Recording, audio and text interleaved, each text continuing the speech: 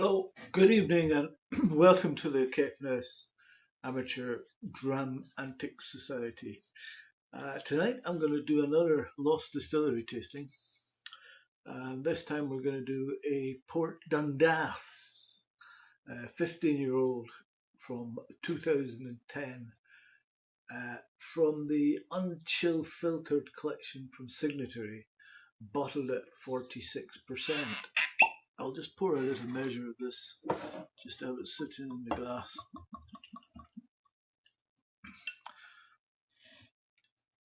So, Port Dundas Distillery.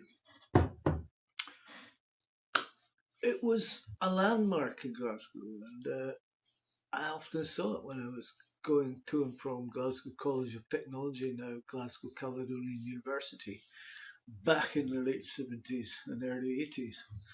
And I didn't know what it was, even though not many other people actually knew what it was.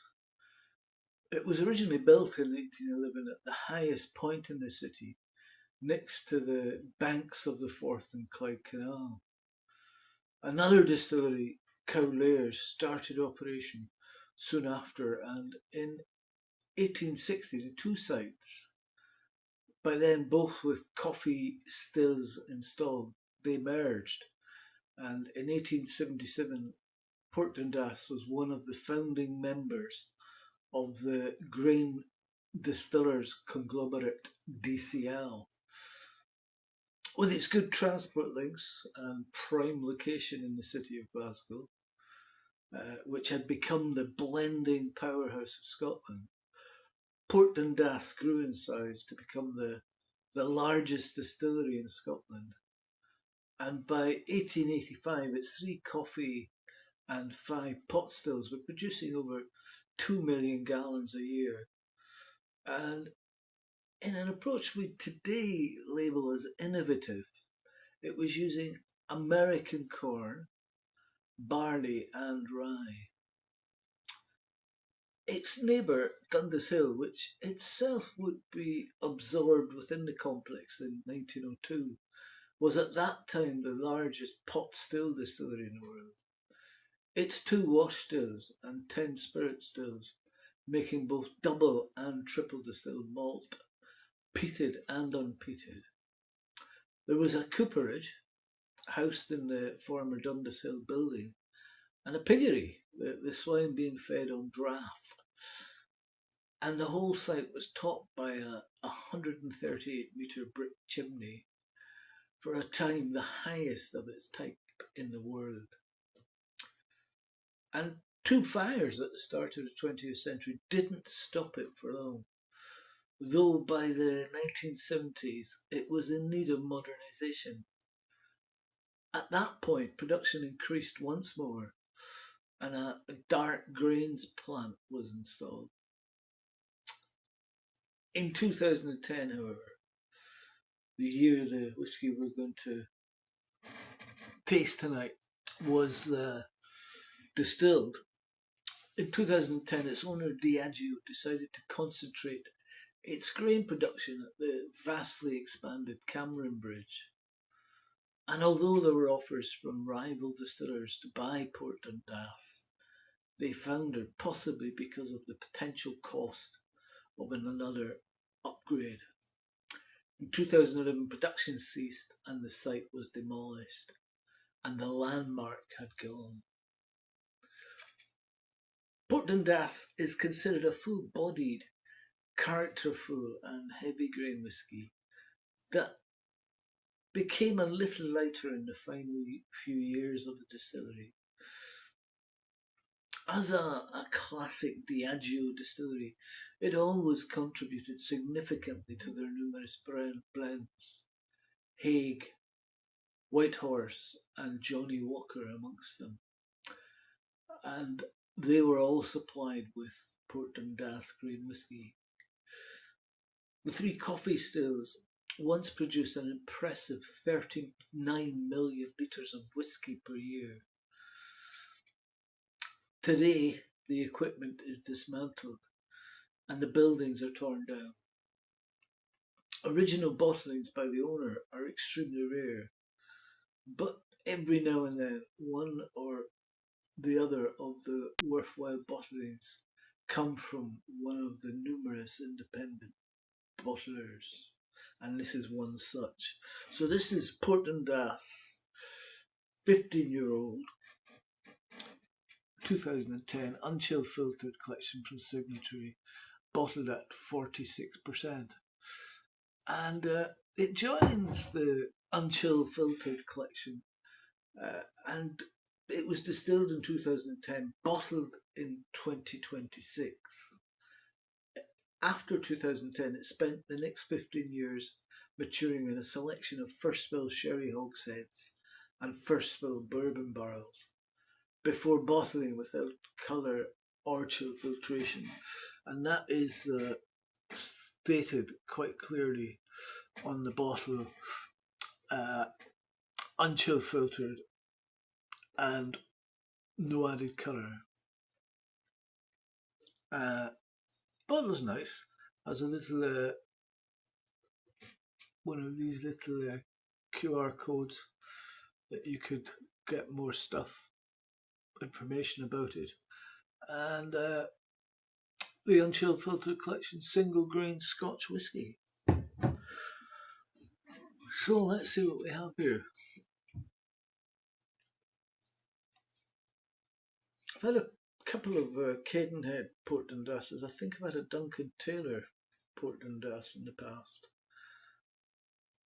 before the days when I did videos.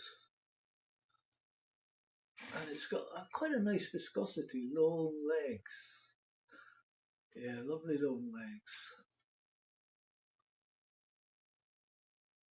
And on the nose you get that soft, sweet cereal note. And just the lightest hint of the sherry.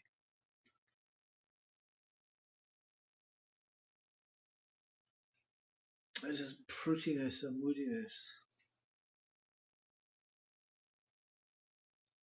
And the wood is quite distant really, it's more of a sprinkle of herbs.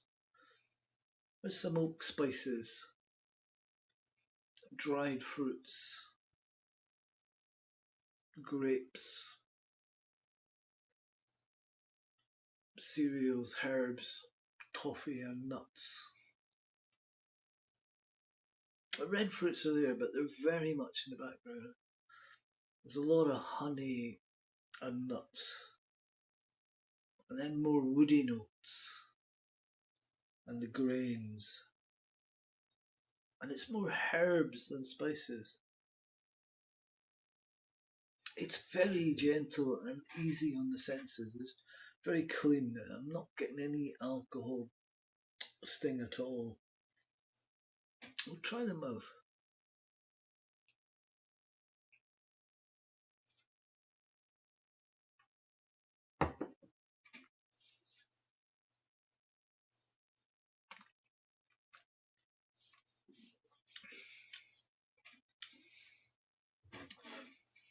And there's a lot more to taste than was let on by the nose. The sherry influence doesn't offer much fruit, but it comes across as chocolate. Not dark chocolate, more milky, but still quite dry. Caramel, definite caramel, butterscotch.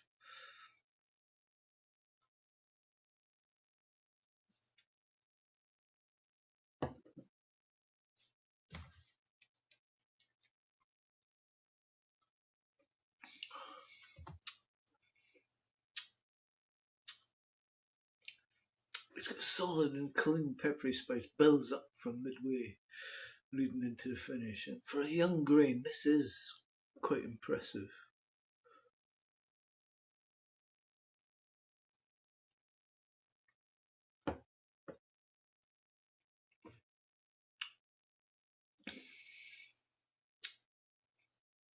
It's short to medium length finish. You get quite a bit of spice, lightly drying herbs. Then it fades down. It leaves you with that memory of sweet caramel. I'm going to add a ml of water to this.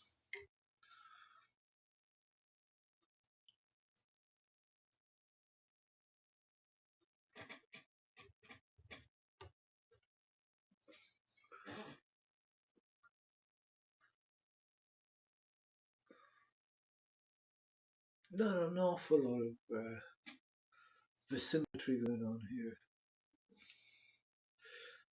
But yeah, so far it's been quite a pleasant whiskey.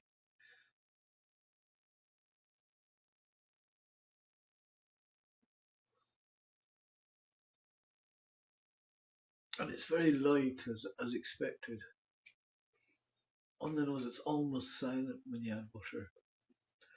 But there are interesting whiffs of citrus. And you get a wee touches of windshield washer in the fluid, which is nicer than it sounds. I'll try them out.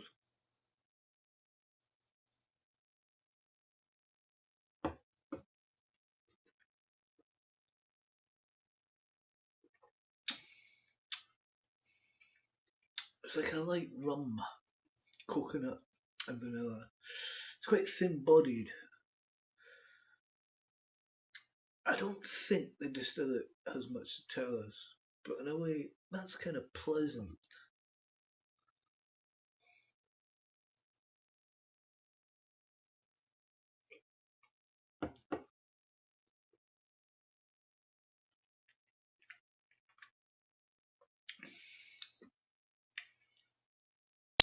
Again, a short to medium finish, perhaps a little longer when you add butter. And you get that butterscotch again, and a sort of Werther's original feel coming through as the spice dies out.